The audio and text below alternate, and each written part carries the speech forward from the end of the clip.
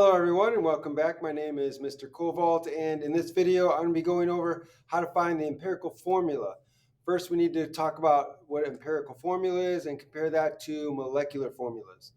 Okay, so first, empirical formulas are the simplest whole number ratio of a formula. So it's the actual formula of the substance, but reduced to its simplest whole number ratio. We're using the simplest whole number ratio possible.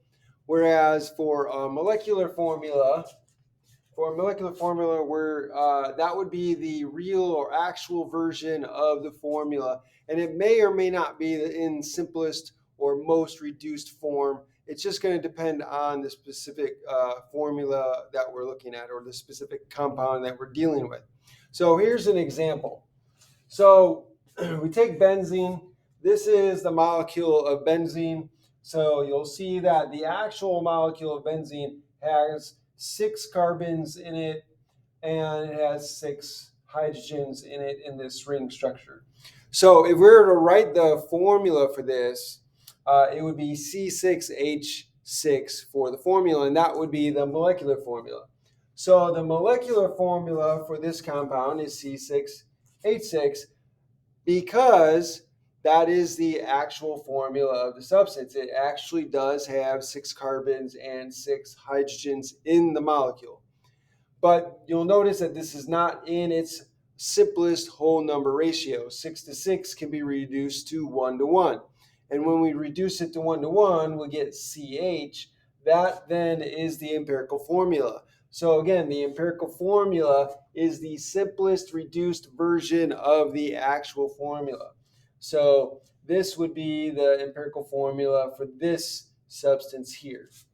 And so that's what we mean by empirical formula and molecular formula.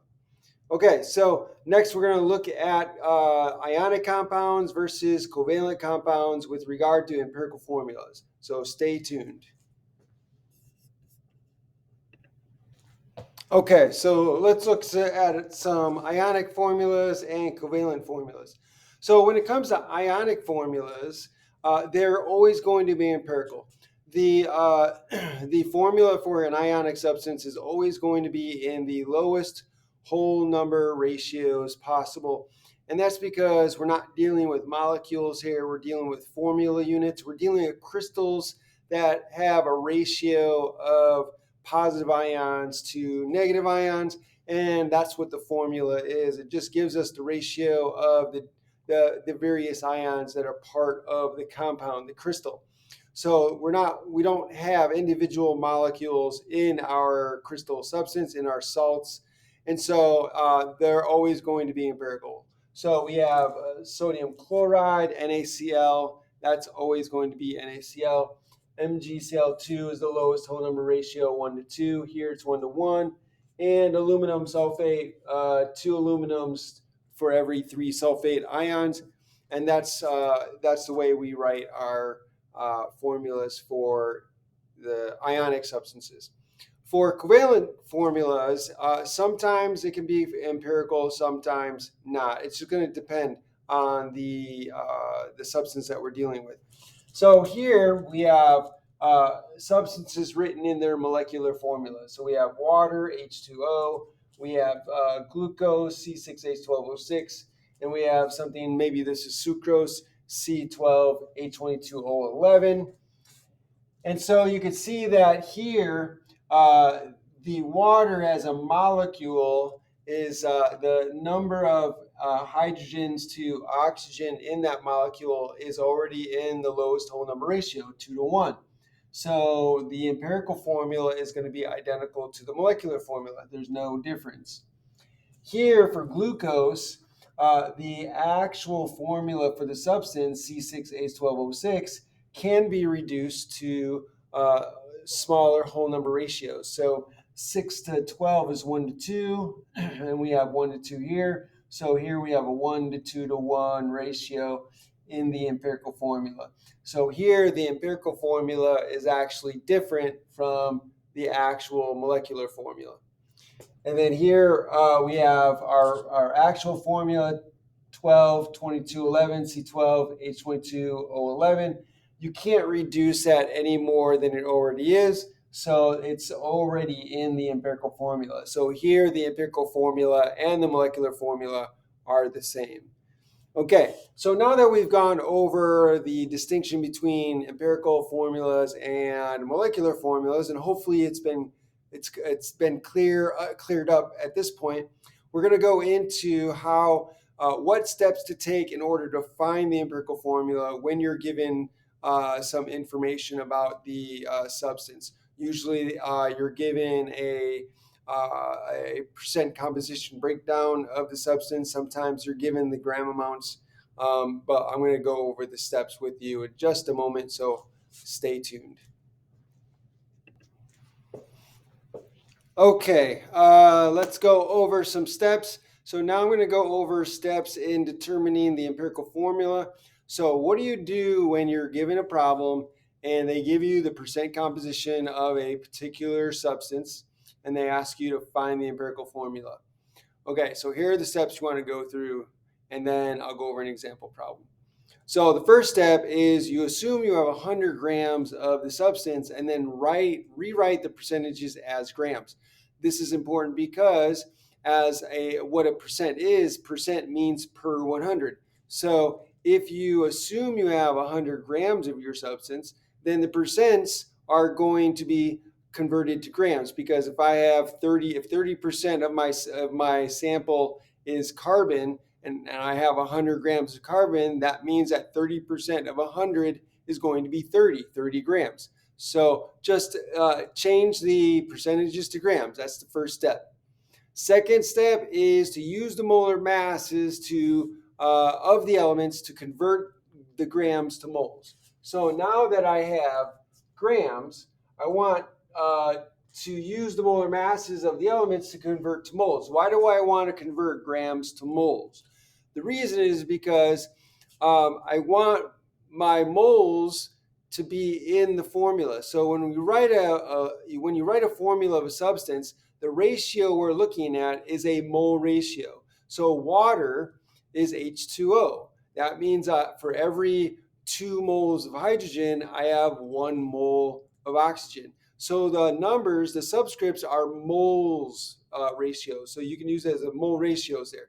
So in order to get my empirical formula, I have to convert grams to moles.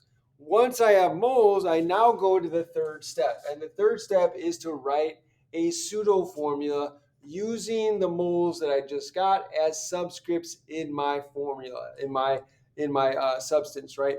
So in this case, the moles that I get are not going to be nice, clean, whole numbers. They're going to be decimal places, something like 2.569 moles or 3.729 moles or something like that. They're not going to be nice. This is why we call it a pseudo formula. It's not the end product just yet. It's what we're going to begin with. So whatever moles I get for my carbon, my hydrogen, my oxygen, whatever it is, I write them as subscripts in my formula. And then once I get my formula, my pseudo formula set up, I'm going to find the smallest of the subscripts and divide all of the subscripts by that smallest one.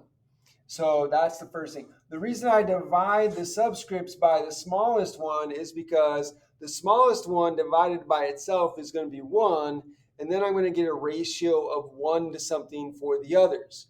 And my hope is that when I divide all of the subscripts by the smallest one, then I'll get whole number ratios with respect to 1, right? But maybe not. So this brings us to the last couple of steps.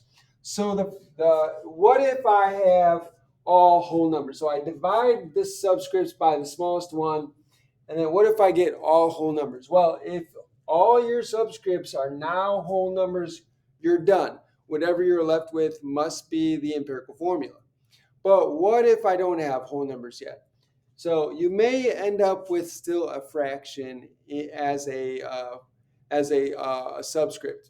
So in that case, if you have a fraction for a subscript, look at the fraction and see if you can identify what the fraction is.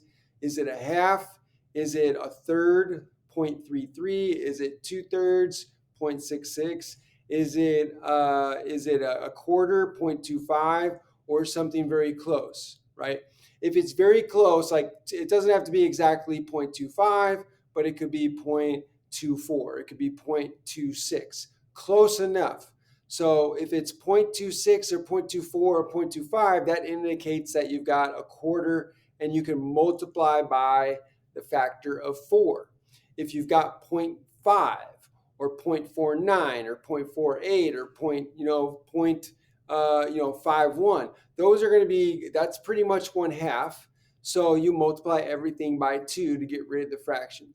So once you multiply by the fraction, or once you multiply the fraction by the factor that you need, 4 or 2 or whatever the factor is, you multiply all of the subscripts by the same factor, and that should get rid of all of the fractions, and then you're done. You've got the lowest whole number ratios for that substance, and that's going to be your empirical formula. Okay, so those are the steps. Let's now apply those steps to an example problem.